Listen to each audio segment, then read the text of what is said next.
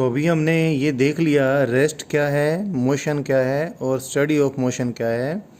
अभी study of motion में आगे बढ़ें, मैंने कहा था कि कुछ चीज़ें हमें इससे पहले जानना चाहेंगे। रेस्ट एंड मोशन के बारे में मैंने बताया, तो अगली बात मैं ये बताऊं कि पॉइंट मास का मायना क्या है। कंसेप्ट ऑफ पॉइंट मास को मैं आपको बताना चाहूँगा।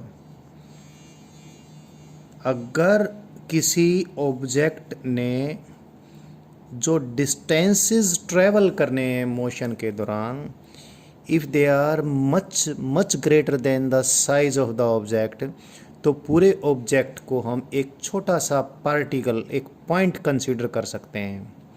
For example, your car is going from Rewari to Gurugram. Rewari to Gurugram का डिस्टेंस जो 50 किलोमीटर्स के अराउंड, 50 और 60 kilometres what ever it be जो होगा, वो आपके कार के साइज़ से बहुत ज़्यादा है। तो इस पूरे मोशन के दौरान फ्रॉम रेवाड़ी टू गुरुग्राम, आप की गाड़ी को पूरी जितनी बड़ी वो गाड़ी है उसके बजाय एक पॉइंट कंसीडर करके, एक पार्टिकल पॉइंट मास कंसीडर करके आप उस पूरे मोशन को स्टडी कर सकते हो। एक बात और भी है कि अगर बेशक अगर ऐसा हो कि the distance travelled by a body is not so much greater as compare to the size of the body, लेकिन अगर बॉडी का मोशन इस प्रकार है, बाद में आपको ये चीज़ें क्लियर होंगी, बट थोड़ा हम आपको अभी बताना चाहेंगे कि बॉडी में जितने भी पार्टिकल हैं सब की वेलोसिटी सेम है, वेलोसिटी वेक्टर सेम है, all are moving with equal speed in same direction. जैसे ये मैंने बॉडी दिखाई, इस बॉडी के सारे पार्टिकल्स की वेलोसिटी सेम है। ये नहीं कोई यानी इस बॉडी में कोई टर्निंग मोशन नहीं है, इसमें कोई घूमने जैसा कोई मोशन नहीं है। ऐसे मोशन को हम प्योर ट्रांसलेटरी मोशन कहते हैं, ट्रांसलेटरी मोशन।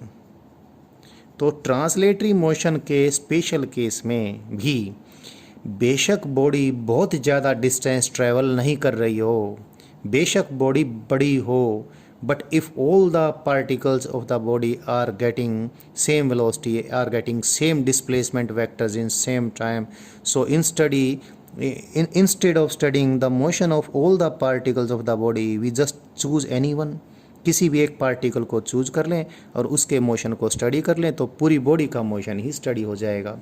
सो वैसे तो कंसेप्ट ऑफ पॉइंट मास का मीनिंग यही है कि जब बॉडी मूव करती हो तो पूरी बॉडी के मोशन को स्टडी करने के लिए बॉडी के साइज़ को बेशक हम इग्नोर कर दें, सिर्फ एक पॉइंट के मोशन को हम स्टडी कर लें और सारा मोशन कैसा होगा उसके बारे में हमें जानकारी मिल जाए, तो इस बात को हम कंसेप्ट ऑफ पॉइंट मास बोलते हैं। और concept of point mass specially तो हम तब यूज़ करते हैं, मैंने बताया, अगर जब बॉडी ने कितना डिस्टेंस ट्रैवल किया हो, उसके साइज़ के कंपैरिजन में बहुत ज़्यादा ट्रैवल किया हो, तो पूरी बॉडी के साइज़ को हम ड्रॉप कर सकते हैं। लेकिन एक स्पेशल बात भी आपने ध्यान रखनी चाहिए प्योर ट्रांसलेटरी मोशन की, वो भी मैंने बताई। यहाँ पर मैं वर्ड्स इंटरचेंजेबली बार बार यूज़ करता रहा, पार्टिकल और पॉइंट मास।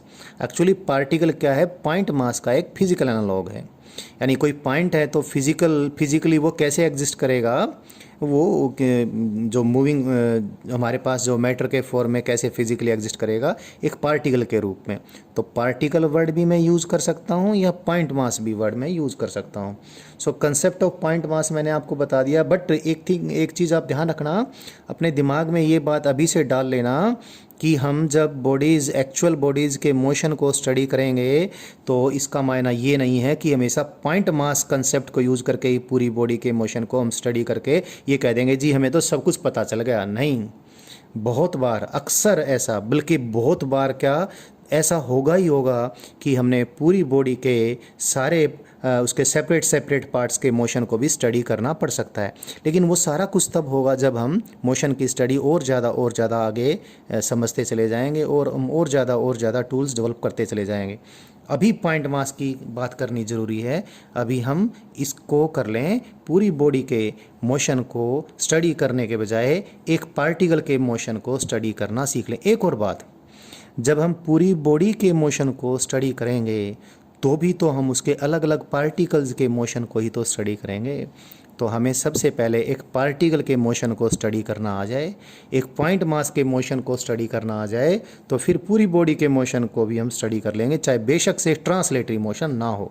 जब ट्रांसलेटरी मोशन नहीं होता तो आप एडवांस में एक बात जान लें, बाद में लर्न करेंगे, तो टर्निंग मोशन होगा और रोटेशन जैसी कुछ शब्द हम इस्तेमाल करके मोशन की स्टडी आपको करवाएंगे। फिलहाल पॉइंट मास क्या है, कंसेप्ट ऑफ पॉइंट मास क्या है, I think it is clear.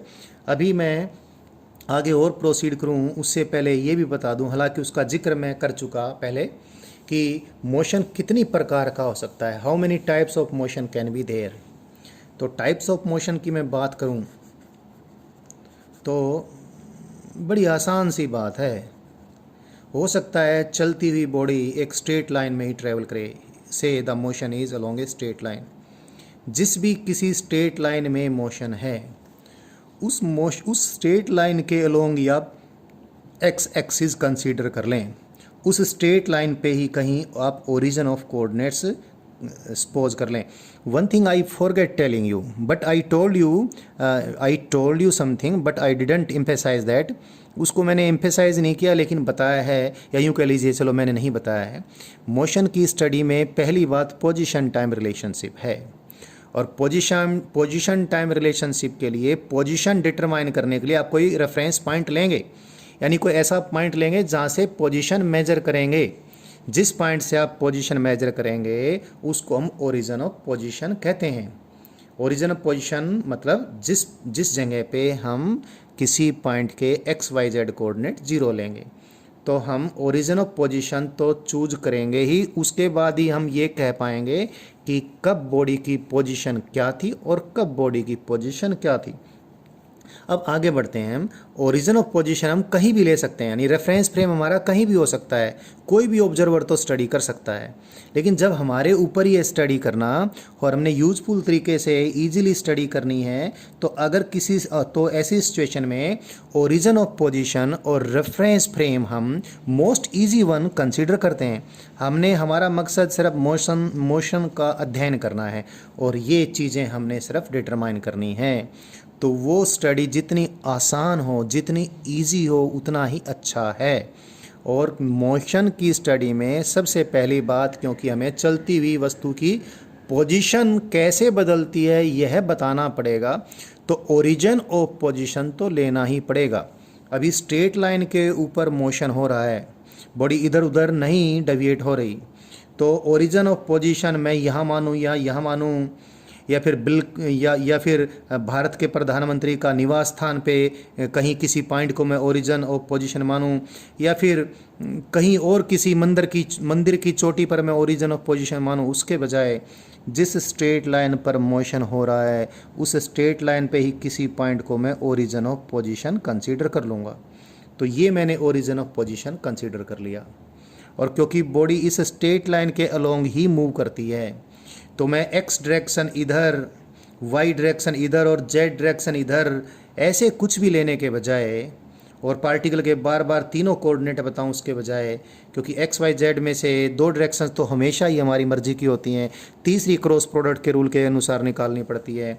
तो हम जिस स्ट्रेट लाइन में मोशन है उसी स्ट्रेट लाइन को one of the axis choose कर लेंगे, आइदर एक्स एक्सिस और वाई और जेड। तो सपोज इसको हमने एक्स डायरेक्शन चूज कर लिया, यानी जिस स्ट्रेट लाइन में मोशन है उसी को हमने एक्स एक्सिस ले लिया, तो मूव करती है बॉडी, और जिसको हमने एक पॉइंट मास की तरह कंसीडर किया है, यानी better I should say move करता हुआ पार्टिकल के पोजीशन का हमें बार बार सिर्फ एक्स कोऑर्डिनेट ही बताना पड़ेगा। वाई और जेड कोऑर्डिनेट तो लगातार 0 ही रहेंगे, दे विल नॉट चेंज। सो ऐसे स्ट्रेट लाइन मोशन को हम वन डायमेंशनल मोशन भी कहेंगे। सो whenever you learn or whenever you see a word one dimensional motion, जब भी आपको एक बात सुनाई दे कि वन डायमेंशनल मोशन है जी, तो आप समझना वो स्ट्रेट लाइन मोशन है। टाइप्स ऑफ मोशन बता रहा हूँ मैंने, वन डायमेंशनल मोशन बताया है, अगला टाइप बताता हूँ मैं 2 डायमेंशनल मोशन। जैसे कैरम कॉइन है, कैरम बोर्ड के ऊपर कहीं भी इधर उधर जाएगा, तो when the particle is moving in a plane, किसी प्लेन में कोई पार्टिकल मूव होता है तो मोशन इन ए प्लेन को हम मोशन इन ए प्लेन तो कहेंगे ही कहेंगे, लेकिन उसको टू डायमेंशनल मोशन भी कहेंगे।